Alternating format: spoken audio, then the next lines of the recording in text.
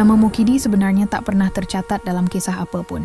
Ia hanyalah lelaki biasa dari desa kecil di kaki gunung, hidup pas-pasan, utang menumpuk, dan mimpi yang pelan-pelan mati. Tapi malam itu, segalanya berubah. Hujan turun rintik-rintik saat Mukidi duduk sendirian di beranda rumah bambunya. Di tangannya, selembar kertas lusuh berisi coretan peta kasar menuju Gunung Watu Ireng, gunung yang oleh warga desa dianggap terlarang. Tak ada yang berani naik setelah matahari tenggelam. Bukan karena binatang buas, tapi karena sesuatu yang tidak terlihat. Mukidi menelan ludah. Kata pesugihan terus terngiang di kepalanya. Ia tak sepenuhnya percaya, tapi keadaannya memaksa. Anak sakit, utang jatuh tempo. Dan tak ada lagi yang bisa dijual. Bahkan harapan pun sudah habis. Cuma lihat-lihat, gumamnya seolah menenangkan diri sendiri. Desas-desus tentang gunung itu sudah ia dengar sejak kecil. Konon, di puncaknya ada batu hitam berbentuk kursi, dijaga makhluk yang tak suka manusia ragu-ragu. Jika datang dengan niat setengah-setengah, jangan berharap pulang dengan selamat. Mukidi bangkit, memasukkan peta ke saku jaket lusuhnya. Langkahnya berat, tapi tekadnya sudah bulat. Jalan setapak menuju gunung sunyi, hanya ditemani suara serangga dan angin yang terasa lebih dingin dari biasanya. Semakin mendekat ke kaki gunung, Mukidi merasa ada yang aneh. Udara seperti menekan dada. Lampu senter yang ia bawa berkedip-kedip, padahal baterainya baru diganti sore tadi. Lalu dari kejauhan terdengar suara pelan, bukan suara hewan. Lebih mirip bisikan, memanggil namanya. Mukidi. Ia berhenti. Jantungnya berdetak cepat, keringat dingin mengalir di pelipis. Angin, katanya mencoba rasional. Tapi bisikan itu terdengar lagi, lebih dekat, lebih jelas. Dan saat itulah Mukidi sadar. Gunung ini sudah tahu kedatangannya. Mukidi menarik napas panjang, mencoba menenangkan jantungnya yang hampir meloncat keluar. Ia menoleh ke kanan dan kiri. Hutan di sekelilingnya tampak sama, gelap, rapat, dan sunyi, namun perasaannya berkata lain. Ia tidak sendirian. Langkahnya kembali bergerak, kali ini lebih cepat. Tanah di jalur setapak mulai berubah, lembab dan licin, seperti jarang diinjak manusia. Akar-akar pohon menjalar di permukaan, seolah sengaja ingin menjatuhkannya. Senter Mukidi kembali berkedip, lalu mati. Waduh, desisnya panik. Ia memukul-mukul senter itu, tapi sia-sia. Hanya cahaya bulan pucat yang menembus selada daunan, cukup untuk melihat bayangan samar di depan. Dalam cahaya redup itu, Mukidi melihat sesuatu yang membuatnya membeku. Jejak kaki. Jejak itu basah, jelas, dan baru, mengarah ke atas gunung. Ukurannya lebih besar dari kaki manusia biasa, jaraknya pun aneh, seperti langkah panjang yang tidak wajar. Baru lewat, gumamnya. Mukidi ragu. Ia ingat cerita orang tua desa. Kalau di gunung itu kamu melihat tanda, jangan diikuti. Tapi peta di sakunya mengatakan jalur ini benar. Dan pikirannya kembali ke rumah, ke anaknya yang terbaring lemah. Dengan tangan gemetar, Mukidi mengikuti jejak itu. Semakin ke atas, hawa semakin dingin. Bau tanah basah bercampur aroma amis yang tak bisa ia jelaskan. Tiba-tiba, dari balik pepohonan, muncul sebuah gubuk kayu tua. Atapnya hampir roboh, tapi pintunya tertutup rapat. Mukidi tertegun. Di peta tidak ada tanda gubuk. Belum sempat ia berpikir, pintu itu berderit terbuka sendiri. Dari dalam, keluar suara laki-laki tua, serak dan pelan. Kowe telat di... Mukidi tersentak. Itu bukan nama saya, katanya gugup. Tak ada jawaban. Hanya tawa kecil tertahan, seperti orang yang tahu sesuatu. Mukidi memberanikan diri melangkah masuk. Di dalam gubuk hanya ada tikar lusuh, dupa mati, dan sebuah mangkuk hitam berisi koin-koin lama. Udara di dalam terasa berat, membuat napasnya sesak. Di sudut ruangan, duduk seorang lelaki tua berpakaian serba hitam. Wajahnya tertunduk, rambutnya panjang menutupi mata. Kowe ngerti kenapa nang kene? Tanya lelaki itu pelan. Mukidi membuka mulut, tapi kata-kata tak keluar. Lelaki itu tersenyum tipis. Gunung iki ora seneng wong sing ragu. Dan saat wajahnya perlahan terangkat, Mukidi melihat sesuatu yang membuat lututnya lemas.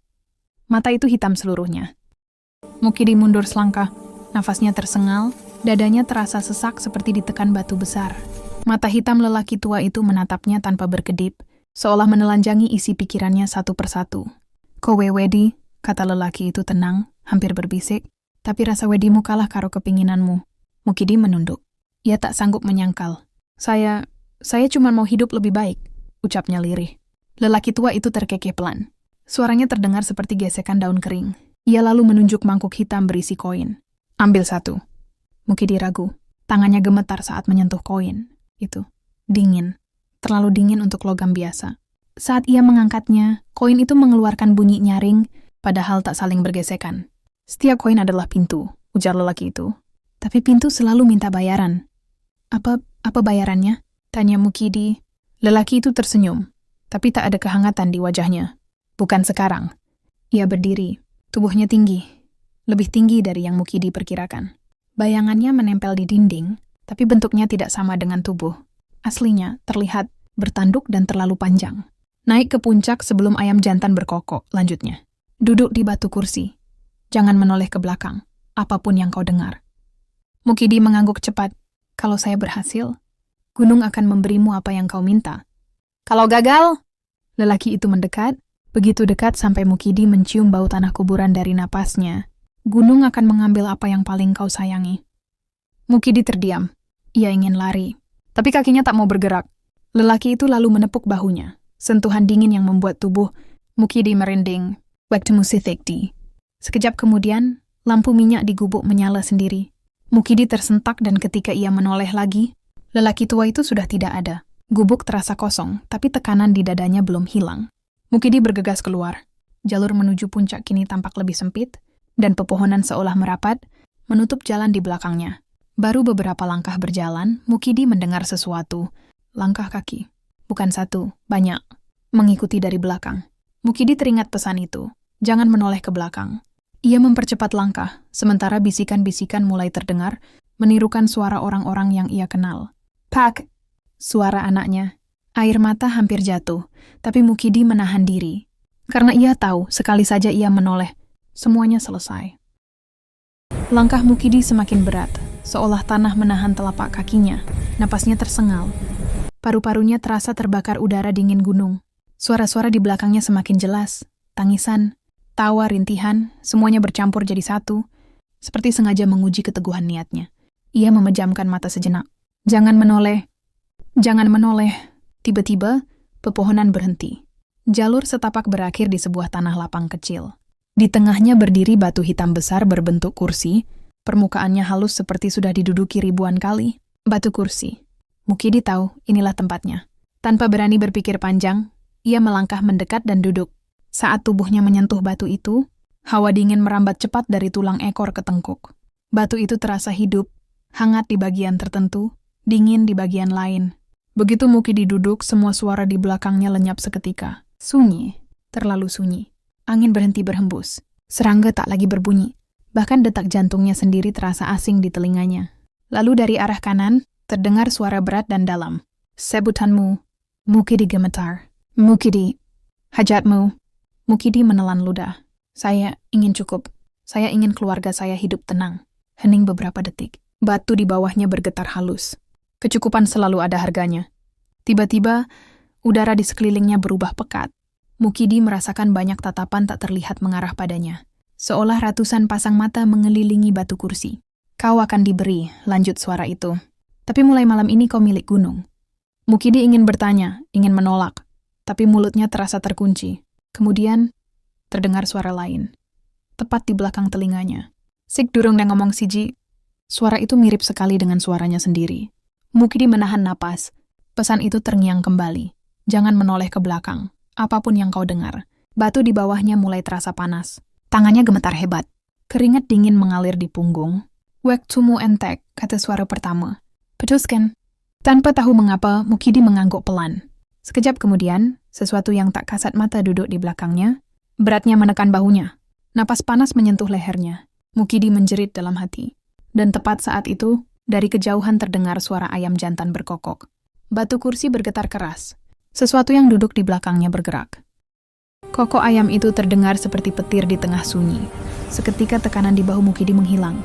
Batu kursi berhenti bergetar, tapi panasnya masih tertinggal, membakar kulitnya hingga perih. Mukidi terengah-engah. Ia masih duduk kaku, tak berani bergerak, apalagi menoleh. Kabut tebal tiba-tiba merayap dari tanah, melingkari batu kursi seperti ular putih. Dari dalam kabut itu, muncul bayangan-bayangan tinggi, kurus, tak berwajah. Mereka berdiri melingkar menjaga jarak, seolah sedang menunggu keputusan terakhir. Suara berat itu kembali terdengar, kini lebih dekat. Kokok wis krunggu, tapi durung rampung. Mukidi gemetar. Apalagi yang harus saya lakukan? Kabut di depannya terbelah. Dari sana muncul mangkuk hitam yang sama seperti di gubuk. Koin yang tadi ia ambil kini ada di dalamnya, berkilau redup.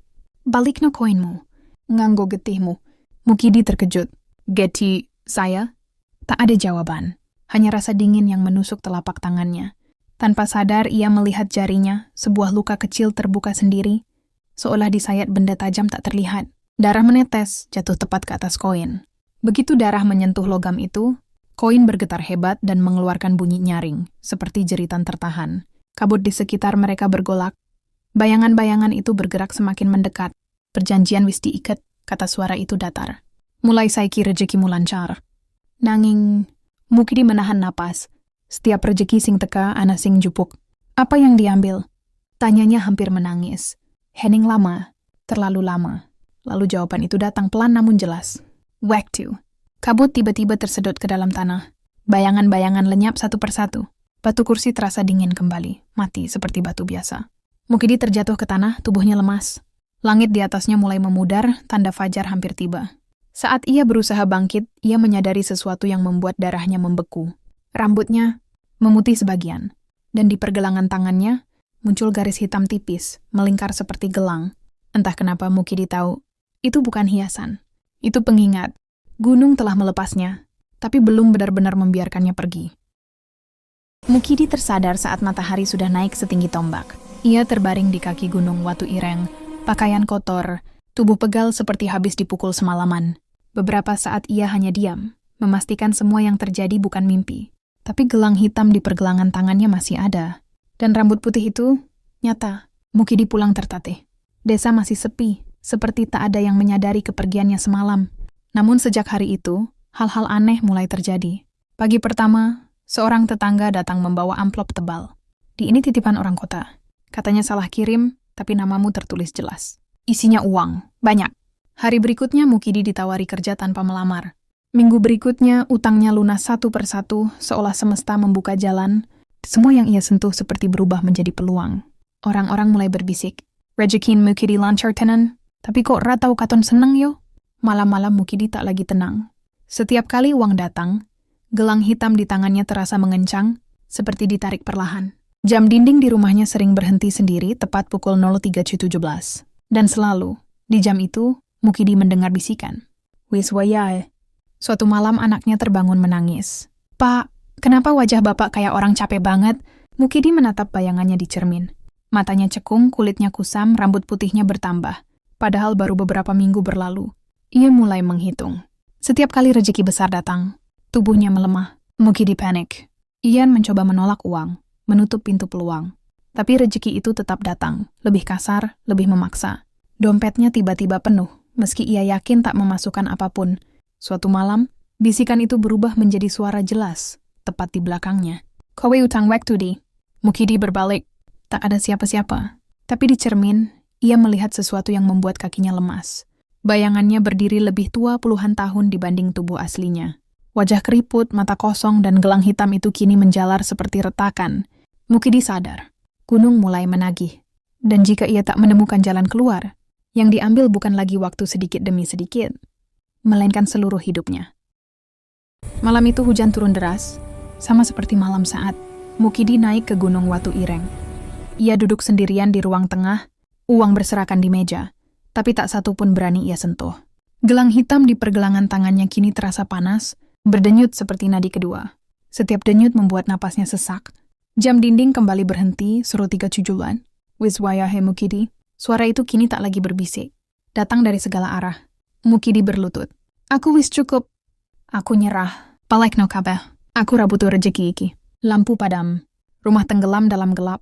Udara mendadak dingin. Dari sudut ruangan, muncul bayangan tinggi yang sangat dikenalnya. Lelaki tua bermata hitam.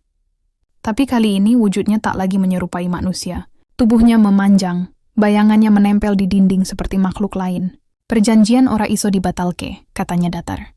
Nanging, iso dibayar lunas. Mukidi mengangkat kepala. Kerain, makhluk itu menunjuk uang di meja. Kabe iki balik no nang gunung, lan tinggal no siji. Siji apa? Makhluk itu tersenyum. Waktu musing isihana. Mukidi terdiam lama. Ia teringat wajah anaknya, istrinya, rumah kecilnya. Hidup sederhana yang dulu ia benci, tapi kini terasa begitu mahal. Menjelang subuh, Mukidi kembali mendaki gunung Watu Ireng. Langkahnya tertatih, Rambutnya hampir sepenuhnya putih. Di puncak batu kursi menunggu dalam diam. Mukidi meletakkan semua uang di atas batu. Angin kencang berhembus seolah marah. "Aku mbalek no kabeh," katanya lirih. "Jupuk aku weh." "Ojo keluargaku." Gelang hitam itu retak, rasa panas menjalar ke seluruh tubuhnya. Mukidi tersenyum tipis. Untuk pertama kalinya setelah sekian lama. Saat ayam jantan berkokok, tubuh Mukidi lenyap, bukan hancur, bukan juga jatuh, seolah ditelan kabut. Pagi harinya, warga menemukan uang berserakan di kaki gunung. Tak ada Mukidi, tak ada jasad. Hanya satu hal yang aneh. Di rumah Mukidi, jam dinding yang rusak itu kembali berdetak normal. Dan anaknya, yang sakit bertahun-tahun, sembuh tanpa bekas. Sejak hari itu, Gunung Watu Ireng tetap sunyi. Tapi orang-orang percaya setiap malam tertentu, ada lelaki tua duduk di batu kursi, menjaga agar tak ada lagi orang mencari jalan pintas.